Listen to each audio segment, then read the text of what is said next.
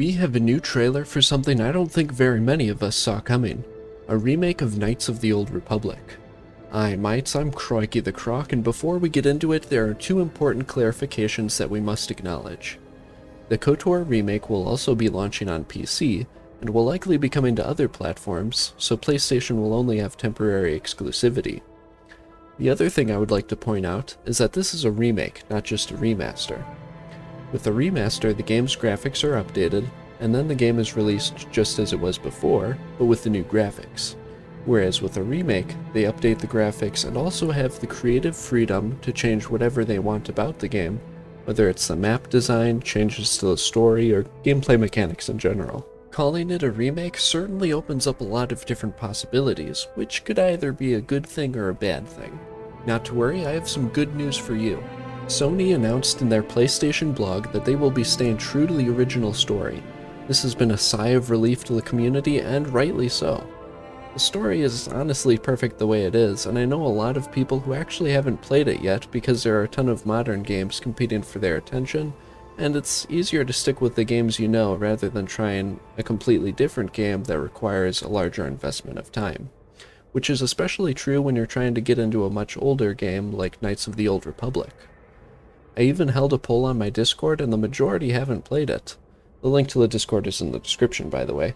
So I'm very happy to hear that they'll be keeping the story the same because it gives all those people a fresh and unique way to experience KOTOR with all the aspects of a modern game.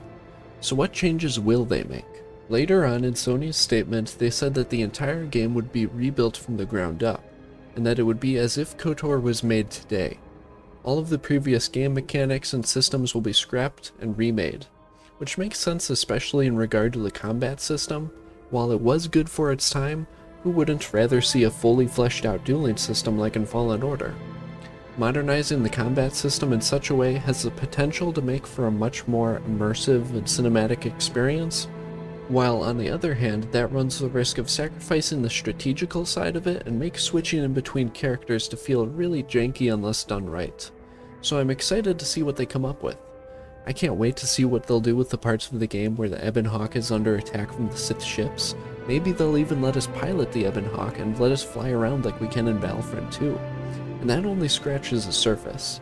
I don't think they'll be adding any new planets, since that would be a huge change to both the game and the story having to accommodate it, but imagine if they expanded upon the planets that were already in the game and create much more larger environments to explore. As with a few other Star Wars games at the time, the original two KOTOR games were rushed to make deadlines. While these games were still amazing and ahead of their time, there's a lot of missing content that could have made the games even better. That's why in the KOTOR games you'll see a door every now and then you just can't open because the area and potential quests that would have been behind it were never finished. However, this problem wasn't nearly as prevalent in the first game as it was in the second. The reason I point this out is because I think it would be really cool if they added new content to the game inspired from that cut content that BioWare just didn't have time to put into the final game. While it is fun to speculate all of the different things that they could change or make for this game, I'm concerned what their intentions are. We played Knights of the Old Republic for the first time back in 2003, and yet there is still a huge demand for it as we've seen over the years. So this could either turn out to be a really good game, or just a low-effort cash grab just to take advantage of the community, which is why I'm skeptical. While I do want to see this become the next big thing for Star Wars games, it's important to keep balanced expectations. How do you think it'll turn out, and what do you want to see in this remake?